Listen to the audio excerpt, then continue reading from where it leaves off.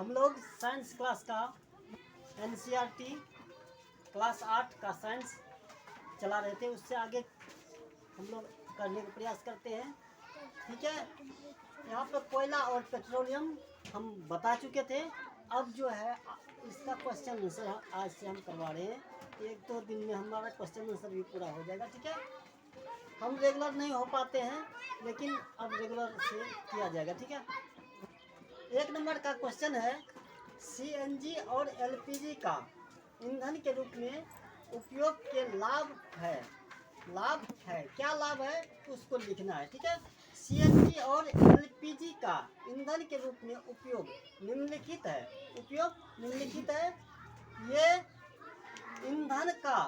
ये ईंधन कम प्रदूषण फैलाते हैं।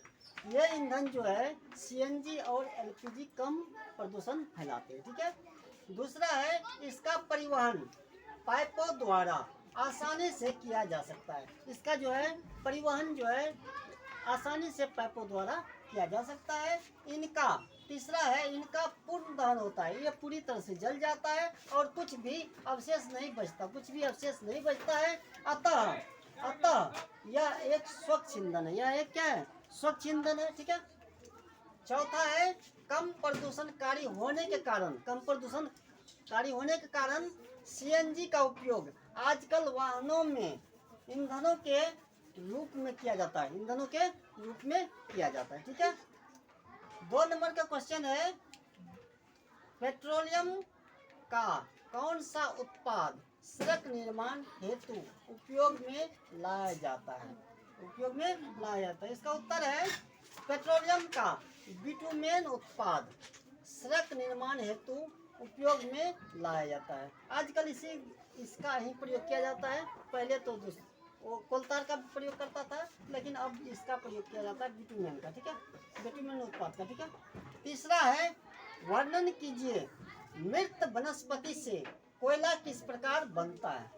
यह प्रक्रम क्या कहलाता है? उत्तर है लगभग 300 मिलियन वर्ष पूर्व पृथ्वी पर घने वन थे। ठीक है, प्राकृतिक आपदाओं के कारण ये वन मृदा के नीचे दब गए। कहाँ दब गए? मृदा के नीचे दब गए। ठीक है, उच्च दाब और उच्च ताप पर पृथ्वी के भीतर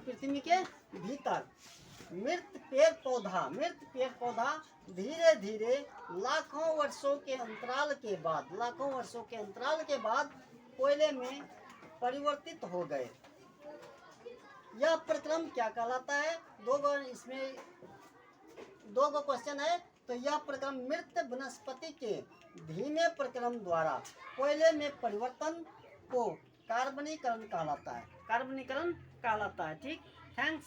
आज यहीं तक, कल हम इससे आगे करेंगे। ठीक, थैंक्स।